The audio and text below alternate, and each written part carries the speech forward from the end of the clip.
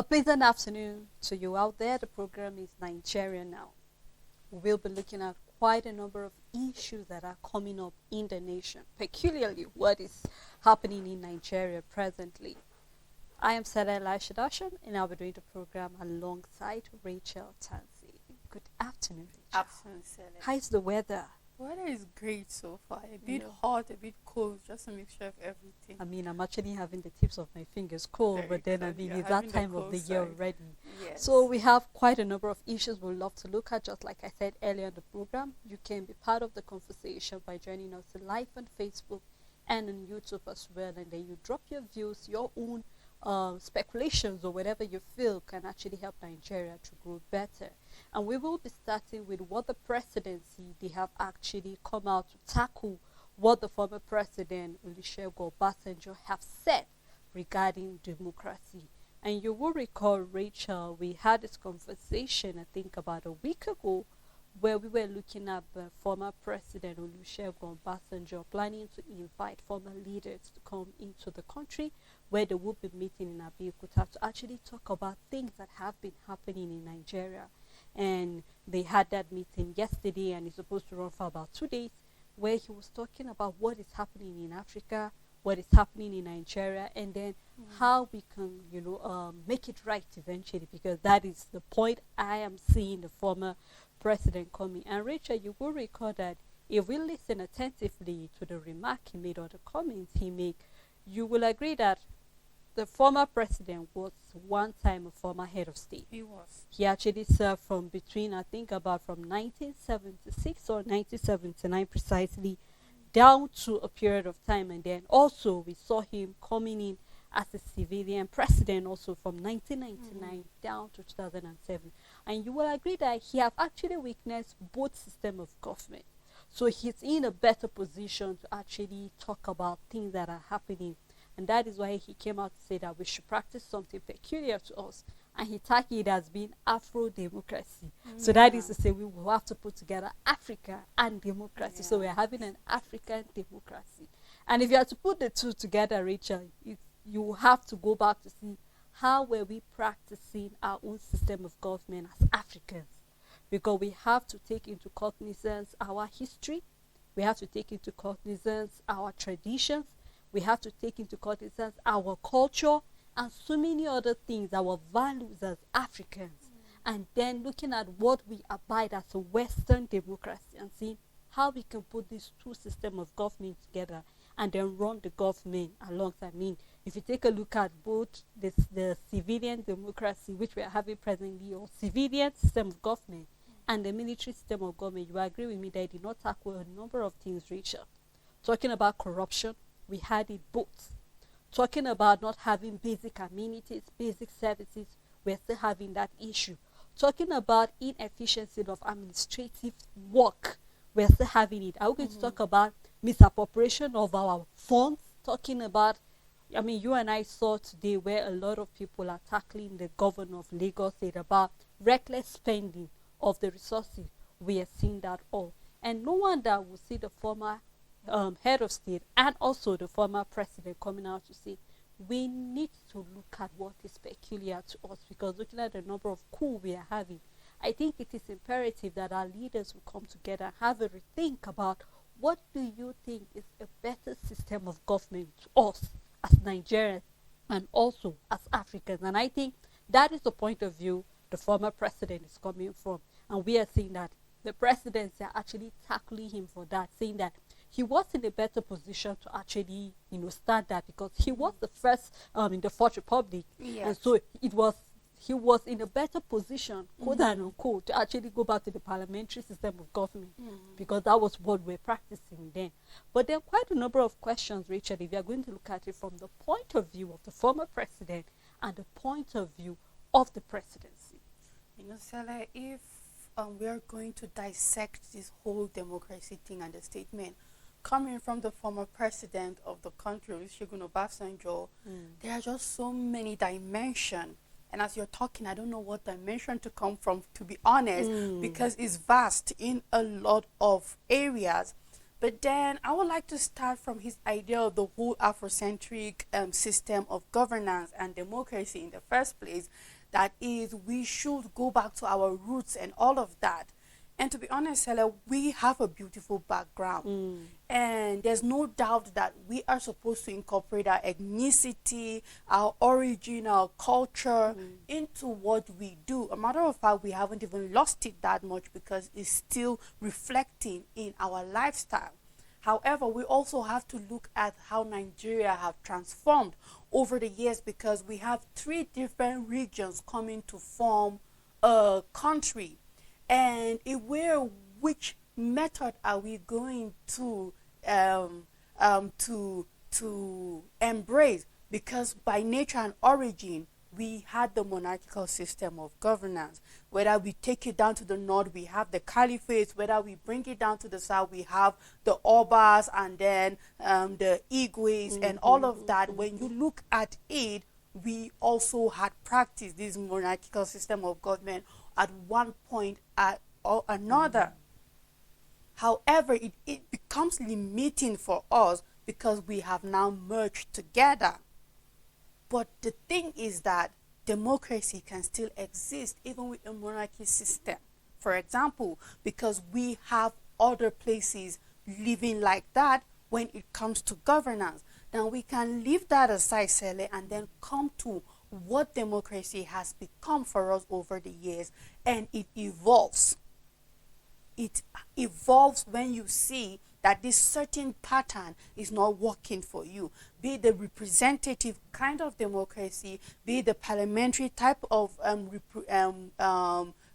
democracy, or even if it is a kind of democracy that is it's kind of imposed on the people in the sort of like what we have in China, for example, where there is some kind of authority that does allow for the people. Yes, in a way it's controlled in a kind of way like that. There are different types of democratic system in the world. There's not just one way to it. And I believe that the threat to every system, why we fight dictatorship, Sele, why we fight totalitarianism, why we fight autocratic system, is because it is above the law. And that is the threat to governance. And that is why we are worried concerning our judiciary system. Because as long as we practice a democratic, as long as we have a government, for example, that place itself above the rule of law, that is where the problem lies for us. That is where we see corruption thriving above all. Because one thing that is very peculiar in every democratic system that is standing strong, functional, and growing currently in the world is that no leader under democratic power, jurisdiction, whatever, is above the law. So it's supposed to be, Rachel. So it's supposed to be. And I believe this is where we are struggling as a country. This is where we didn't get democracy right.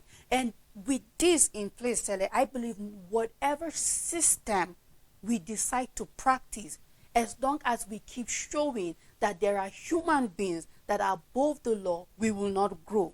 We will not succeed. This is where corruption plays. This is where power is above the law. This is where money plays. And it's not supposed to be like that, because we should be able to be in a position that the president of this country is not above the law.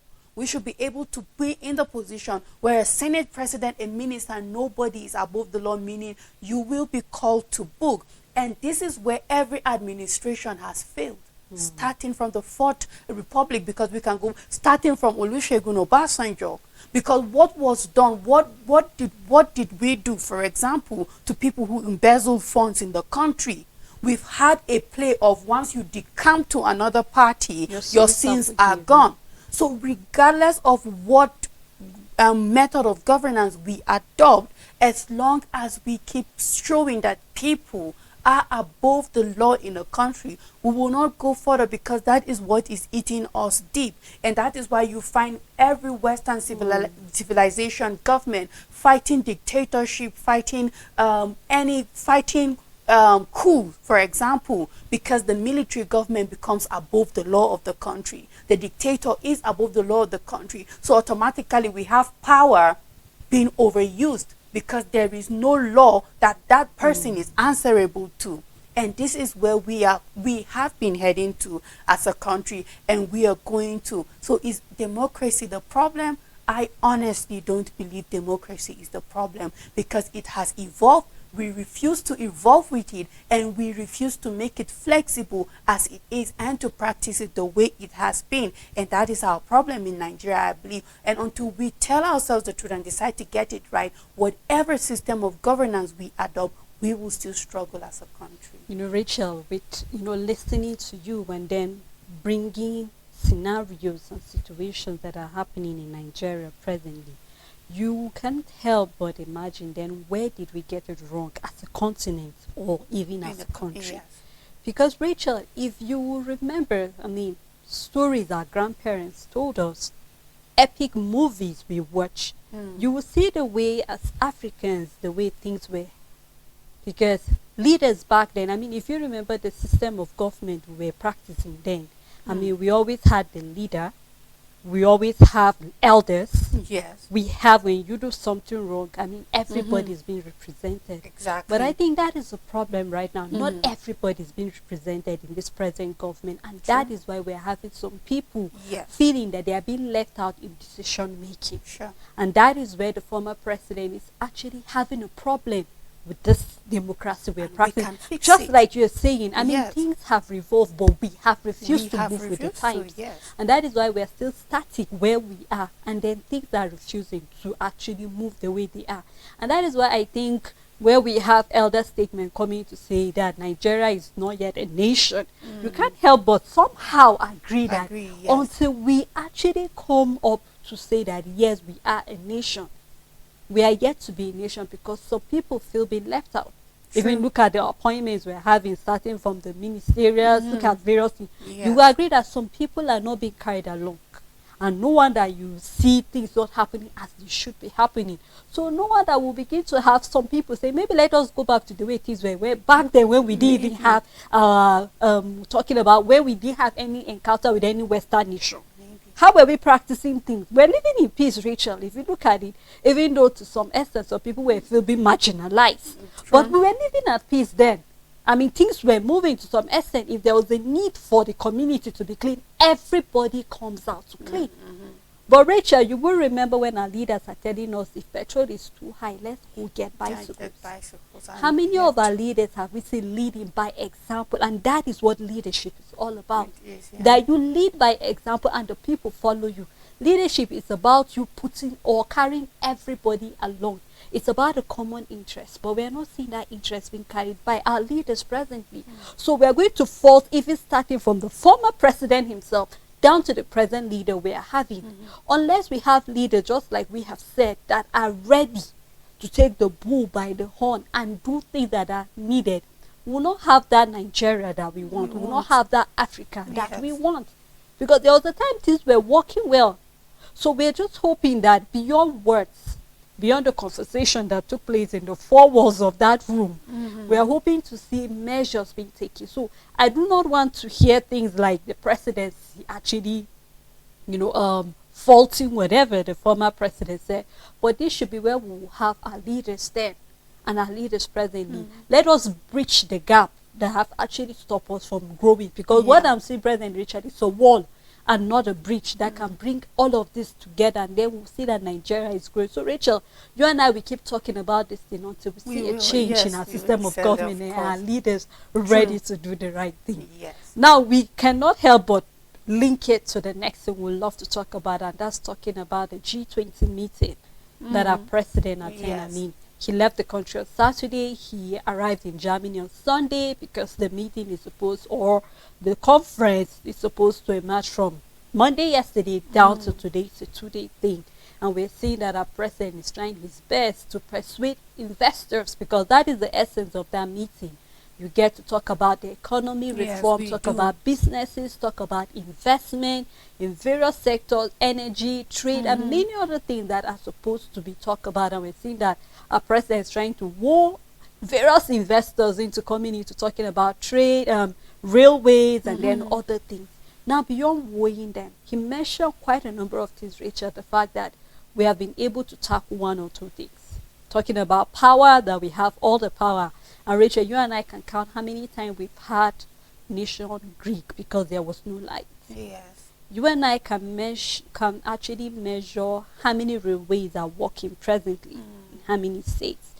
Now, I'm not faulting the fact that the president needs investors to come into the country, but I'm questioning it from this angle whereby have we put everything truly the way the president said everything is on point, and all we are waiting for is investors. Rachel, a number of things have happened. We've had a number of manufacturers that have left the shores of Nigeria. True. We know of certain pharmaceutical drugs, Rachel, that back then in last year you could get those drugs as cheap as 3,000. Presently, those drugs are as high as 30,000, 24,000.